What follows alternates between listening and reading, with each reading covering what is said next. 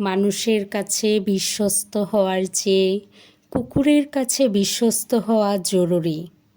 কারণ কুকুর যখন ঝগড়া করে মানুষের নাম করে গালি দেয় না, কিন্তু মানুষ নিজেরা যখন ঝগড়া করে তখন কুকুরের নামে গালি দিয়ে থাকে।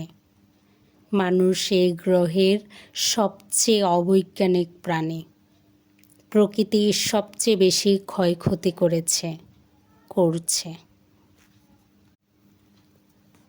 যারা গরিব তাদের টিনের চালে নামে কনকনে শীতকাল, কর্দমাক্ত রাস্তায় নামে বর্ষাকাল, মাথায় নামে গ্রীষ্মকাল, আর তাদের রুমে, তাদের গাড়িতে, তাদের মার্কেটে একটি কাল, এসি কাল, এয়ার কন্ডিশনার সিজন।